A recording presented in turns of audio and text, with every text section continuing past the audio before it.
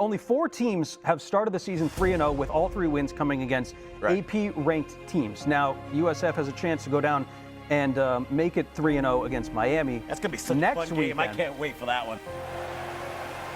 And there it is. 18-16, the final score, and the Bulls explode off the bench. We thought the Bulls had a statement win last Thursday night in their opener. He can put that one to the backside. This is their statement. South Florida going to Miami. Better wake up, Hurricanes. Here comes the Bulls bus. Every opportunity is an opportunity, and that's what I try to stress to these guys so much, is that every time that you get a chance to get on the field, like, we only have guaranteed 10 more games.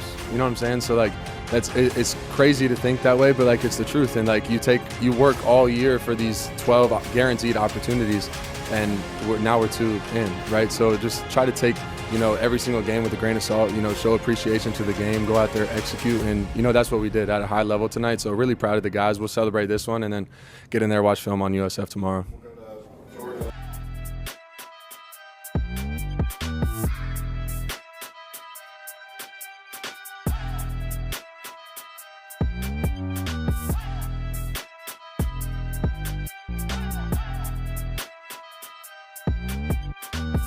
Back, Dara. Welcome, everybody. Thank you for joining us for episode 3 of CaneSport's Countdown to Kickoff. Once again, we're coming in here with very high vibes, great vibes, because the Miami Hurricanes gave us another reason to be happy this past Saturday. 45-3 win over Bethune-Cookman. Can't lie, though, it didn't come unexpected, but something that we didn't totally expect was Carson Beck's historic day, behind center. 15 for 15 to start the game under center, 15 for 15 completions, and it broke a University of Miami record that actually has been held by Vinny Testaverde since 1986 when he did it against Oklahoma, 14 for 14. Now Carson Beck broke it, but really just great day for our starting quarterback, and we continue on, and we have USF this coming up week. But a cool thing that was said in the post-game press conference by Carson Beck was he said that his performance didn't just come from his internal motivation. He had some external motivation as well. He said he had a conversation with his former offensive coordinator over at Georgia, Mike Bobo, who actually holds the Georgia quarterback record for completion straight, which was 19 for 19 to begin a game. But he said he was talking to his offensive coordinator just before the game, and they had some fun back and forth. But I don't want to say it for him. Could we just go look at that clip from Carson Beck, Donnie? Yeah, I mean, it's super cool, obviously, to, perform at a high level and do things like that. It's actually funny.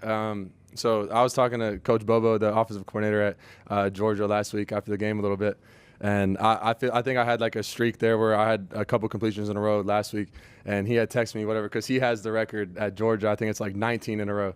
So and he had texted me like, oh, like you're not gonna break my record, blah blah blah. So I was like I was like, all right, like I'm gonna try to get 19 in a row, and then I threw the out route over Malachi's head, and I was pissed, but.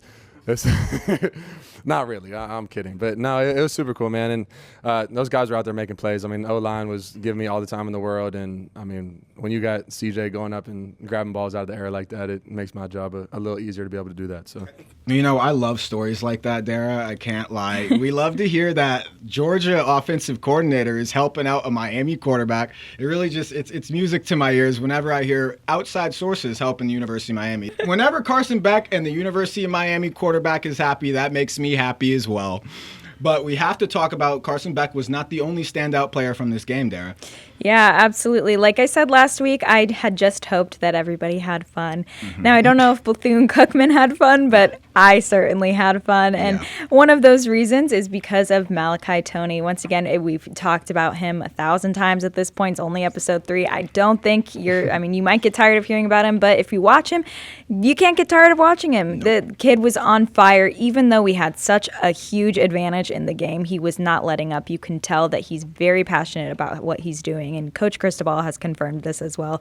But in this game, he had 7 targets, 6 receptions, and 80 yards receiving with 69 yards after carry. And again, he wasn't the only receiver that was a standout star in this game. CJ Daniels also had 5 targets, 5 receptions for 73 yards and 2 touchdowns in this game. Both of them had a really great night, but let's take a look at what CJ Daniels had to say. I think the biggest goal for me is to make plays for the quarterback, man. You know, wherever he put it, my job is to, you know, hold it in, man, make his job easier, man. And, you know, I just tell Karadsheh, man, just put it around me, man.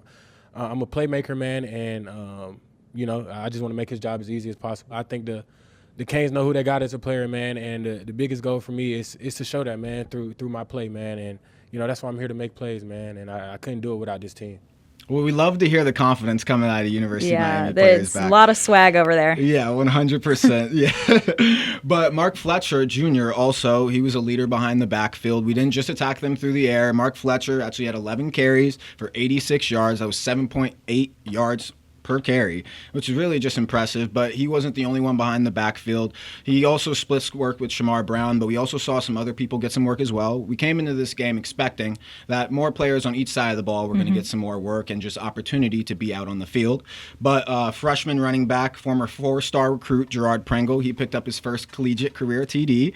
But I just want to talk a little bit more about Mark Fletcher because Mario Cristobal talked about him in the postgame interviews, and he really just gave praise to the entire running back room itself because he said that he feels like he has 3 starters in the backfield. Yeah. But he really just praised Mark Fletcher for being the leader in that backfield. So it's really good to just hear that the juniors and upperclassmen are just stepping up and just being that other type of leadership outside of the coaching staff. But continuing on from that, we talked about the freshman, Malachi Coney, and he also spoke in his post-game press conference just about how he's so motivated to be part of such a highly touted freshman class at the University of Miami, and he's just so stoked and excited for what they're going to do in the future to come. But 2 other freshmen that shined in the game as well when they got their opportunities was freshman Kellen Wiley. He didn't play in the first week, but he came in that game and he actually led the team with tackles and assists. He had 3 tackles, 2 assists. And another freshman, he picked up his first collegiate interception by the name of Bryce Fitzgerald. It was electric. Yeah, electric, exactly. Yeah, we talked about it a bit, how we felt that the University of Miami, they never really backed down in this game at all, even though it was completely out of reach for Bethune-Cookman, honestly, as soon as the game started. But even though, it was at the end of the third quarter, they had a chance to actually get their only touchdown of the game, but, you know, Bryce Fitzgerald said no to that. Yeah, he said not today. But going on, we've got USF this weekend. Yes. Okay, we're coming off a great, exciting week for us. The USF this weekend, they took on number 13 UF and actually won that game with a surprising 18-16 score. Surprising. USF, they went into the swamp this past Saturday, and they drained the swamp. Yes. And got the dub 18-16. Yes, and this was actually the first time that USF has ever beaten Florida in their football program history, and this was their second straight upset against a top 25 team, the other one being Boise, of course.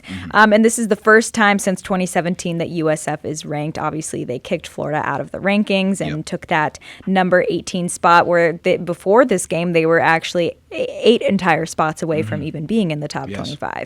And then you found this interesting stat about the 1930s being the last time. Well, you see, Dara, as soon as this game happened, I just started checking a bunch of different stats that I could just kind of, regurgitate to you, of just course. to, make the whole experience more fun for you. I'm having so much fun. Yeah, I know, exactly, right? But just to continue on the fun, Dara, they're actually, USF is the 4th team since 1930 to begin their season with 2 wins against top 25 ranked opponents while being unranked. So thank you to Florida for giving USF that stat. Let's start with the elephant in the room, Billy Napier. If you weren't aware, the University of Florida does not currently have an offensive coordinator. Their offensive coordinator, air quotes, is Billy Napier. I would say he's cosplaying as an offensive coordinator because he runs the same play every single time. We've seen posts circulating around that USF was actually aware of their plays beforehand. I don't know what the validity is to that. But honestly, when you look at Billy Napier, you watch their film, you watch this game, it doesn't really take a leak to know exactly what they're going to do. Okay? They ran the ball 5 times in a row. You can kind of put that on the coach as well. But I am going to put that on the coach because the quarterback can't do his job well if the coach is calling him terrible plays. With that being said, Lagway still did not perform to the best of his ability. His completion percentage was 69.7. Not bad, I will say, not bad. He still had put up a decent amount of yards, but again, it wasn't enough to beat USF. But he threw an interception. Their defense was also wide open, not able to stop any of those USF players that we will get into a little bit more later, people that we need to look out for. And then again, another egregious mistake was the penalties. They had 11 penalties for 103 yards. One was a bit more noticeable than the rest of them, though. Yes, indeed. I'm sorry to pause it real quick, but it's just kind of funny to me. Like, there's no way that was just a coincidence. After what we saw Jalen Carter did in the game, Philly versus he might have taken some inspiration from maybe not the greatest role model. That might be the new thing. But hey, you educated me about a little UF lore. The UF lore. If anybody is aware of the Mark Wilson play, the Marco Wilson, yes, the Marco Wilson shoe throw incident against LSU in 2020.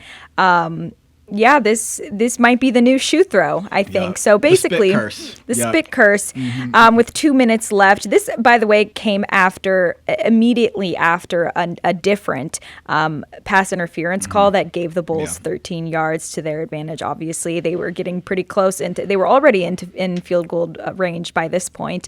Literally, the play after that, Brendan Bett gets ejected for, we don't even know exactly what happened for him to do this. No, it didn't look like something egregious occurred. It didn't look like there was a huge altercation, but basically Jalen Carter was in his ears. Just do it. It was talking to him like the Green Goblin mask. Like, he was like, just do it, man. Okay, so he gets up after the play, spits in the face of offensive lineman on USF Cole Skinner. That resulted in his ejection for unsportsmanlike conduct, and then a 15-yard penalty. At this point, USF was already in field goal position, but we saw them keep trying to potentially get a touchdown. But with the time was running out, there was only 3 seconds left on the clock. Nico Gramatica was able to complete that field goal to win them that game, and they got into that position in the first place because of these penalties. Yes, and the penalties for sure. I 100% agree with you. That is, if you're going to point to a reason why Florida lost this game, it's definitely the penalties, starting with the spit play, right? But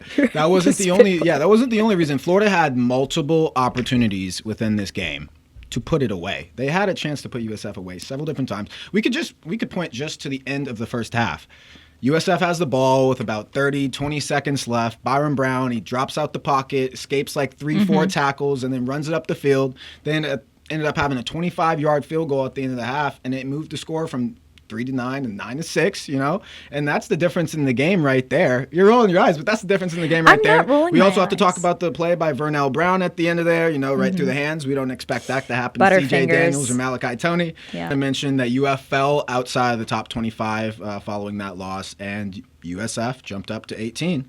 So we have to talk about the new number 18 in the AP top 25.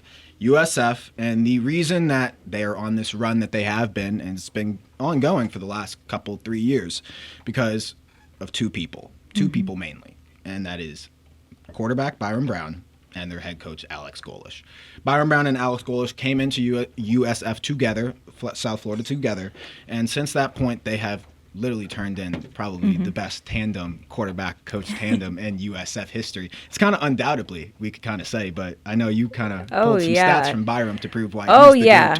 And there's honestly way too much for me to list off, so I'm going to have Donnie roll the graphic. And I'm not going to read all of it because y'all can read, but just to name a couple, he has not thrown an interception.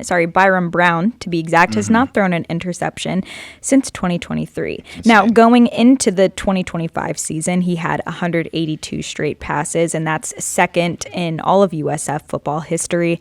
But once again, that's going into the 2025 season, so this number is just continuing to increase because he still hasn't thrown an interception in the first 2 weeks. He owns 12 USF program records entering 2024.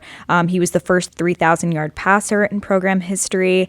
Yeah, just a lot of great stuff all around. He's a senior. In his first game, he threw 66.7% for 210 yards, 0 touchdowns, 0 interceptions. But again, we are going to talk about this a little bit more. He's a big runner, okay? He had 14 rushes for 43 yards and 2 touchdowns. Versus Florida, he had 23 completions for 263 yards and a touchdown. And versus Boise State, he had 16 completions for 210 yards with a 66.7% completion rate, which I might add was, I think we said, lower than Lagway's completion percentage. It was, but he still ended up and with more yards. And he still ended up with more yards and still ended up winning that game. He seems like a very confident guy going into, coming off that win and coming here into Miami on another away game, a tough opponent. Let's see what he had to say. Our confidence level is always high. We're focused about us. It's always been about us, never about who we're playing or who they have on their team. We're just gonna do what we do on a day-to-day basis, execute, and that's really it. So we got, like I said, we expect to win anytime we're in between those white lines, no matter the opponent. Yeah, they're talking confident over there at South Florida. Based on that interview, Dara, it's just continuing on. Just like Alex Goles, their head coach, said, it's not the same old Bulls, and that's certainly right. The way that they're talking, you hear how their quarterback's talking, but I already talked about how Byron Brown is one of the main reasons that USF is where they are today. Byron Brown is their leading rusher, but they also feature 2 main rushers, and it's Cartevious Norton and Alvon Isaac. Cartevious Norton, he is a senior, and Alvon Isaac is a sophomore. Alvon Isaac, he also gets reception work as well, but just in the game against Boise, he had 3 rushes for 52 yards, and then against UF, he had 5 for 36, and he also added 4 receptions for 49 yards. But yeah, South Florida against Boise, they handed the ball off to 4 different rushers, not including Brown. So we're going to have to expect a lot of different stuff with them. We talked about how their offense is very fluid and just unpredictable. They can hit you with the dual threat, Byron Brown. He'll go in the air, long, short. They can go with the passing. They can go with the rushing. They can hit us in a lot of different ways, Dara, but we have to talk about their wide receivers as well. One of the big wide receivers, Keyshawn Singleton. You told me before that you saw that USF calls him the baby Megatron. So we're definitely going to have to put our sights on Minitron, excuse me. I like that a little bit more. But 2 receptions for 75 yards and a touchdown against Boise State. And then he had 66 yards. He had a 66-yard reception, for the touchdown. And that was his longest reception of the day. And that was the one that came at the end of the third quarter. And we saw that by the up-tempo offense that USF will run sometimes because they caught UF by surprise at the end of the third quarter, up-tempo offense, deep pass, and then, now they got their first lead of the game. Yeah, and he wasn't the only receiver that was out there making some big plays. Moody Rubin, also, he was their second leading receiver versus Florida. He's a transfer from Stanford. This is his first year with the USF Bulls. He had 5 receptions for 44 yards and 3 for 12 the previous week. On the defensive side, we also have linebacker tandem Jalen Schuler. He has the team high 21 tackles, 2 tackles for loss. Last year had 61 tackles, 7 tackles for loss, 3.5 sacks, and 2 interceptions, as well as Mac Harris, who is second on that with 18 tackles plus a sack. Last year he had 82 tackles, 12 tackles for loss, and 4 sacks. And then at the defensive back, the team relies heavily on cornerbacks Deshaun Rucker with 18 tackles. Last year he had 42 tackles and 2 tackles for loss, and Tavin Ward with 14 tackles last year with 62 tackles and 3 interceptions. So yeah, a very stacked roster, a lot of things that we need to be looking out for going into this USF game. It's coming up this Saturday afternoon. The last time Miami played USF was, of course, in 2024. Miami won that game by a huge margin, 50-15. I do want to say that Byron Brown actually did have a good game. He performed well. He threw for 254 yards. So I'm thinking that potentially where this, huge score differential came from was Cam Ward, of course. Monster game. Monster game. He threw 404 yards against USF. So, but now it's a new year. We've got completely new teams on both sides. Noah, tell us what can we expect from South Florida? Their offense is hard to predict. They have the dual threat in Byron Brown that can hit you on the air, hit you on the ground, but they also run up-tempo, which I mentioned before, and just on the defensive side, we saw against Florida that for the most part of the game, they were rushing 4, and they were still able to get pressure on Lagway.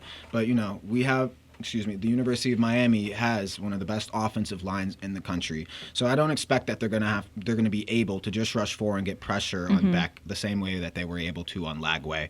But just to continue off of that, they're a good tackling team, even though they allowed Jaden Baugh from Florida to have good work on the ground. But they're good tackling. They forced 3 fumbles against Boise State in that game. And as we already mentioned, they had the interception against Lagway. But other than that, this team is new motivation, new confidence, a whole different swagger to you. Yeah, and they've got a chip on their shoulder, and they're trying to prove a point. And, hey, after watching the Florida game, point taken, okay? But we're not done yet. You still have to play Miami. Yes. So what we're going to want to see from Miami for, to pull out a win against this team that's already done 2 upsets against ranked teams is the O-line really needs to be on. Like you said, they were able to apply a lot of pressure on Lagway through their through their defensive line. And I think because of how strong the Miami offensive line is, one of the best in the nation, I don't think that will be a problem. This is kind of a given that O-line is always on. But again, it's just going to be a big factor here because Byron Brown is so unpredictable and he's I would say like quadruple threat. Yeah. He's not even a dual threat. He can do anything. And then sorry to cut you off. I'm sorry. Just going off of that point about the offensive line and how we don't expect them to have any problems. With that said, if USF was able to rush 4 against Florida and just keep their DBs and CBs back, that's not going to be the same case against Miami. They're going to have to maybe try some blitzes if they're going to try and get some pressure on Carson Beck, and result of that, he's going to have a lot more opportunity to hit Malachi, hit CJ. Yes. We'll see how the game plays out. Absolutely. And when we're talking about the receivers, what I noticed when I was watching USF versus Florida was that they had some major holes in the secondary that were really allowing those receivers and running backs to just scoot on by completely unprotected. Like massive, defense was wide open on that front. So I think that what Miami can do is really exploit those holes. And good thing we have people like Malachi Toney and CJ Daniels, and that's just 2 of the many receivers that have proven to be very good already, that are able to do that kind of maneuvering, and they're very sneaky and quick, and they do everything we need them to do. So I think that's going to be the biggest opportunity for Miami to exploit that weakness. And then also, again, just being prepared for a variety on the offense. We've talked about this. I don't need to get into it too much, but it's a good thing that Corey Heatherman has designed his defensive scheme exactly for situations like this, because he uses that adjustability. Yes, it's very fluid. They adjust on the fly, and they adjust per the situation at hand. And he talked already in the media availability earlier this week that he was going to be focusing on keeping Brown contained, slowing down their tempo, and really just stopping his run game. But, Corey Heatherman's not the only person that is switching up their scheme constantly. Carson Beck, according to him, Shannon Dawson is implementing a similar strategy that's really going to help them against USF this week. Let's take a look at what he said. I think Coach Dawson does a really good job of just mixing up offensive looks and just, cycling calls, and not just cycling calls, but getting us in really good calls against what the defense is doing against us. And for me, I just do what the defense tells me to do, right? So, obviously I watch film and I prepare throughout the week, and I have an idea of what it's going to look like, what it's going to be on the field, but you never know until you're actually out there, right? You have to react, you have to make the throw, you have to, read the defense. So, but that's the fun in the game, right? Is reacting to the defense, and whoever is the man called, based off of the coverage, that's where the ball's going to go to. So I'm glad that it was able to get spread around tonight. Yeah. So by the way that Carson Beck is talking, it definitely feels that he has found his match with Shannon Dawson and his all offensive scheme. It just feels like the offense is really just coming together. We had high hopes about this throughout the summer and throughout training camp, but they're really just putting it together. And to be honest, Carson Beck might just be the best version that we've seen of himself, and Shannon Dawson is bringing that out. When we see him going through the games, the way he's just working through his progressions, he's checking downfield, he's checking to his first option, second option, and then he'll hit the right person every single time. And you just love to see that out of our quarterback. But that brings us to the section that we've all been waiting for, my favorite. I got to do it again, Dara. It's the take for take. But yes, the question that we have today, Dara, what is it? Because I'll do ladies first this time. You can start it off. Oh, today Noah decided to be a gentleman. Just today. Right. So today the question at hand is who or what team is going to be the bigger challenge for Miami? Yeah. And that is South Florida or Florida State. Yep, our next two coming up weeks, right? Yeah, or coming up in the FSU is a little bit later, October 4th to be exact. But as we know, USF is this week. And I guess I'll start us off. Sorry, I must have forgot. Yeah, did I forget who's in between them? Is it UF? Yes. That's how I forgot them. How could I have done that? It's almost like they're irrelevant. As you were saying. And your college didn't even have a football team, Noah. So don't talk to me about irrelevant. I must be confused, or you must be confused, because I know what my university is, and it's one more shout out to Gary Furman. The U. You didn't. My university 100% has a football team, and by the way, we're he ranked number 5 in the nation. He didn't go here. UF is unranked. It's literally. I currently go here. She actually, doesn't by the even way, go guys. here. Who? Yeah, it's a Mean Girls reference. Anyways. Okay. Let me get my argument out. Yeah, sorry. Okay, take for take. Let's see it. All right. So obviously, I'm going to go with Florida State University. Obviously. Obviously. Why is it yes. obviously? Why are they biggest challenge for the year? Okay, so we talked about this last week. They were unranked going into the season and pulled out a win over the University of Alabama Crimson Tide. Yes, I'm going to say the entire name once again. The Florida State Seminoles are ranked currently number 10 after their Week 2 game, compared to USF's at number 18. Now, obviously, if you want to just go off the rankings, that would make FSU the better team, but I understand that there's a context here that we have to that we can't ignore. Thanks we for simply not can't. leaving that out. Yeah. Yeah, of course. And no, I'm not taking the easy way out because I have, as you've seen, a list of notes that I'm going to get to. I'd love to hear them. All right. So here's the thing about USF is that, yes, I would say, based on what I've seen from them so far, that they are an objectively good team. I also want to emphasize the fact that what happened against Florida, I think, had more to do with Florida's shortcomings than USF being a really good team. Fair point. So I think that they're going to have a harder time against Miami because Miami is just objectively so far a better team than Florida is. So I'm thinking it's maybe too early to say that USF is the bigger challenge to Miami, because I'm thinking that maybe the game against Florida was a fluke based on Florida's miscues and conduct issues. Moving on, though, another reason why I think that FSU is going to be the bigger challenge is because it's way more of a rivalry, and you cannot discount the impact that has on the game environment. We saw it here at Hard Rock Stadium versus Notre Dame. It was a completely sold-out crowd. It was so loud we could hear it through the freaking soundproof windows in the press box. It's a very, very fierce conference rivalry, and that makes a big difference because we're in direct competition with them to, potentially win the ACC. And we also Miami also has a very close record against FSU. They're leading the series 33. Oh my goodness, I can't get it out. 36-33. Florida State also, again, because they're in the ACC, poses a greater overall threat to Miami when it comes to playoff outlook and even winning the ACC. And another challenge at hand we cannot ignore. Miami's on the road. They're playing in Doak Campbell Stadium in Tallahassee, Florida, which I don't know why anybody would want to go there, but unfortunately the Hurricanes are. And if you've never been to Doak Campbell, their crowds go insane. They do everything insane and big in Tallahassee. You wouldn't expect it from the college town, but they definitely go crazy. And for this rivalry, I think we can expect it to be a very tough crowd to play in. I'm still going. Just let me know when you have something to say. Hey, I'm listening. You see the difference. I listen. Okay. I speak. Well, if I remember, you yelled at me more than once, but Yelled isn't it? Extreme exaggeration. I talk. With emphasis. Okay. Actually, I think I've never seen you be as demure as you are right now. But moving on.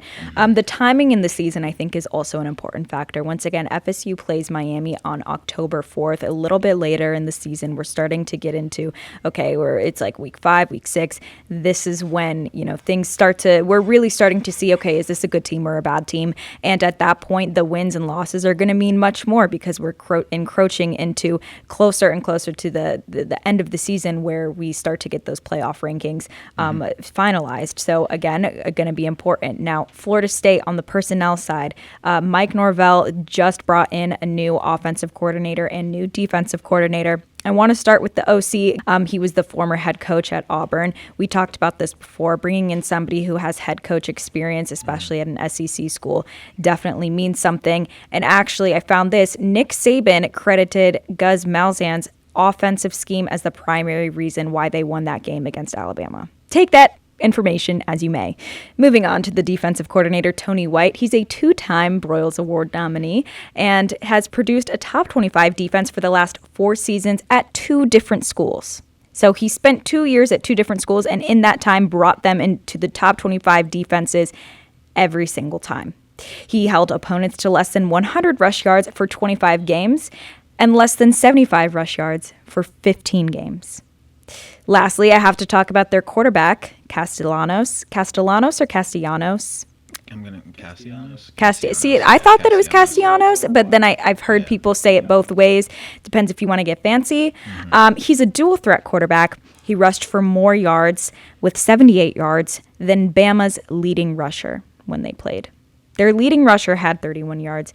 The quarterback had more. So he's kind of. That was also like the worst rushing game in Bama history. This is true. And why was that? Was because that's a great point. See, I made this point last week. Thank you for reminding me. You see, I remember. The defensive coordinator's defensive scheme held Alabama to their worst rush yard record in history. And so again, it's all part of it all works together. You know what I'm saying? Yes. So there I have it. There's my spiel. I'm going to say Florida State is the bigger challenge for Miami. Okay. Heard.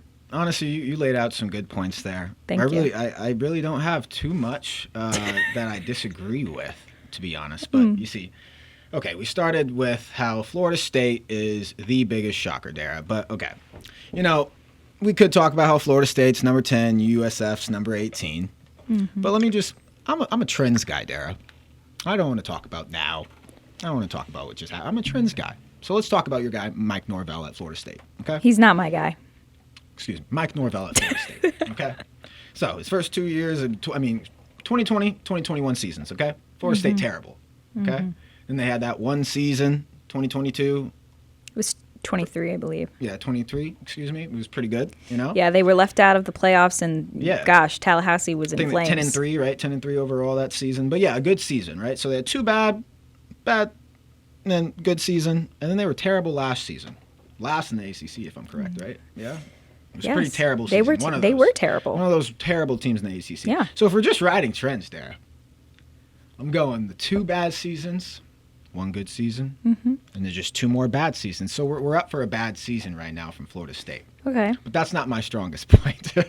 I'm listening. Yes. Okay. So we have to talk about USF, okay? There's a reason why they are number 18, and all these people have to just keep getting proved why they belong in the top 25. It's because of Alex Golesh, and we already saw all the major accolades that Byron Brown has. But Alex Golesh, who came in 22 as well, he is the first coach to lead USF 2 bowl victories in his first 2 consecutive seasons. He also led the largest turnaround in not just USF history, but the second largest turnaround in all of FBS history for a program. He improved USF's win margin in 2022. They were 1-8, and then they went to 6-7, I believe, or 7-6. Yeah, 7-6. Excuse me. Yeah, so a 6 upgrade in win margin. Yeah, second ever in FBS history. Super impressive. And just a fun thing I saw was back in 2024, ESPN came out with an article, and it listed the 30 best college football coaches that will define college football for the next decade. And it had, Alex Golesh on there, but we talked about how Byron Brown and Alex Golesh are the reasons for USF's program uptick in the last few years, okay? And it's those two reasons that they're coming into this game with a lot of confidence, and they have a different swagger from every team around the country. And I think it's about timing, Dara. They're catching us, a lot of these teams have different people coming in, new personnel came in this season. USF is honestly catching us at the best time this season because I expect that our defense, our offense, we have new personnel on each side. We have a new defensive coordinator. We have a new quarterback. Carson Beck has to just get more comfortable within the Shannon Dolphins offense with his receiving core, with the rushers. And they're already looking great. Mm-hmm. So it's only going to get better. And the same things with the defense. And USF is catching us in our third game of the year after just doing something historical, beating 2 top 25 teams when they're unranked. They think, oh, no one believes in us. Let's keep showing them. Mm-hmm. They have a different type of chip on their back, and I think that's what makes them dangerous, and that's why I believe that they're more dangerous than even Florida State.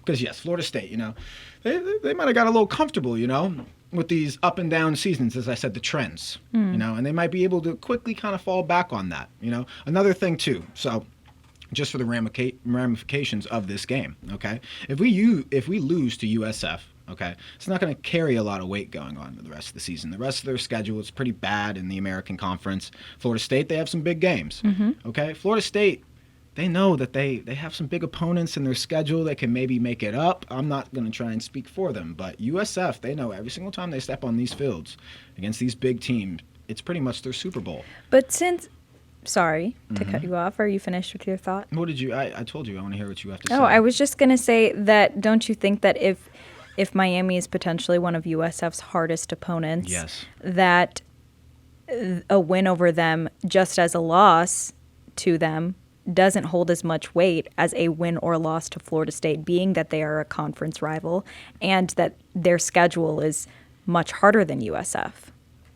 Well, I don't think that's exactly my argument per se. I'm saying that the team is more motivated to play us. They get up to play us in more of a way than the rest of the teams in the ACC. And they're riding the momentum. There's something to say, I think, about beating 2 top 25 teams in the nation rather than just a upset win, if you want to call it that, against Alabama, and then romping some no-name schools. East Texas A&M, if I'm correct. Yes. 77-0. So, you see, that's the difference. USF is coming off of 2 top 25 teams in the nation, 2 good teams. Yes. 2 good games. They blew out Boise, excuse me. Yes. But 2 good games, okay. They have high-level competition, and they're used to that coming into That's this fine. game. And they're riding that. There's one other thing that I want to say. You keep talking about these trends, right?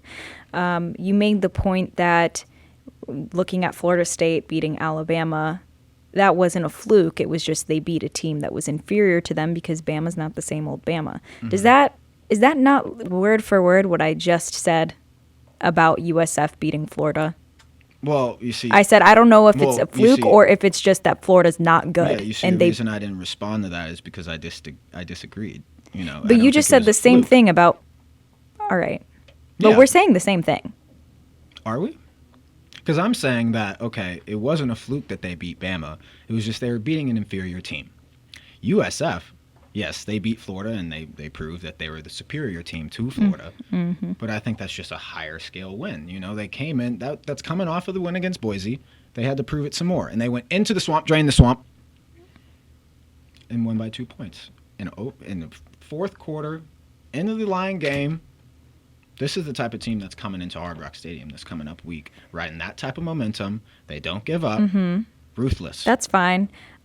Speaking of trends, once again, however, the bad seasons you mentioned that Florida State has had conveniently left out the fact that just as Miami has, they've brought in a new offensive and defensive coordinator. Yes. And just as USF has recently brought in a new head coach as of 2022. Alex Golesh, he's been there since 2022, and that is my point. He's been literally just building and building and building since he's arrived there. So we're talking about trends. One trend is like this. Alex Golesh, straight up.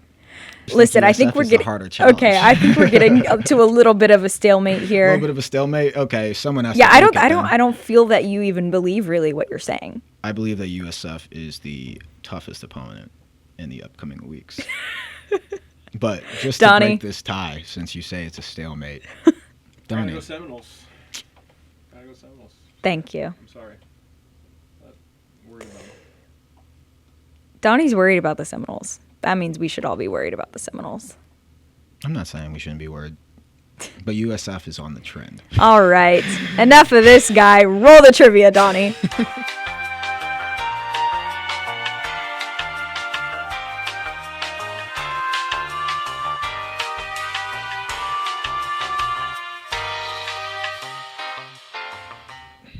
Man, an 0-2 start is kind of rough.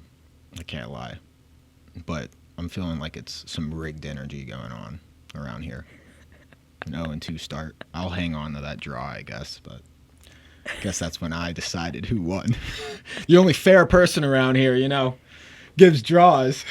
All right. Donnie and Dara got something going on that I don't know about. Oh my God. Please, please. All right. We just had very fun take for take, a fun little trivia question. You didn't have fun? I only have fun when I win. Okay, fair enough. Well, I hope that trivia question exposed the true U fans, as Noah says. Yeah, that didn't feel as good. I didn't like that. Nah, guys, the true U fans. The true U fans out there. Yes. But that is all the time that we have for you guys today. We will see you next week. Thank you so much for watching CaneSport's Countdown to Kickoff. Yep. See you next time, same place. Go Hurricanes. Thanks, guys.